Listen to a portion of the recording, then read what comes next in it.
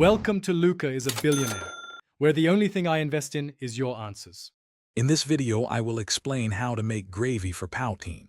First, gather your ingredients. You'll need 2 tablespoons of unsalted butter, 2 tablespoons of all-purpose flour, 2 cups of hot beef broth, 1/4 teaspoon of black pepper, and a pinch of salt.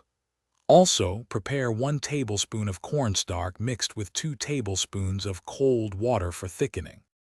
Let's start by making our roux, which is the foundation of a great gravy.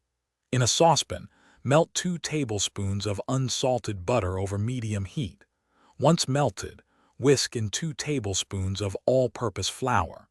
Continue whisking for about 1 to 2 minutes until the mixture becomes a light golden brown and smells slightly nutty. This step is crucial for flavor. Now it's time to add the liquid. Slowly pour in 2 cups of hot beef broth, whisking continuously to ensure there are no lumps.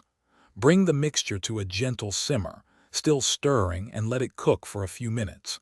This allows the flavors to meld beautifully. Season with 1/4 teaspoon of black pepper and a pinch of salt to taste. For that perfect poutine gravy consistency, we'll use a cornstarch slurry. In a small bowl, combine 1 tablespoon of cornstarch with 2 tablespoons of cold water, mixing until smooth.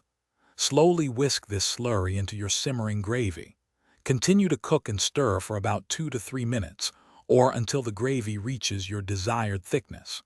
Serve immediately over your poutine.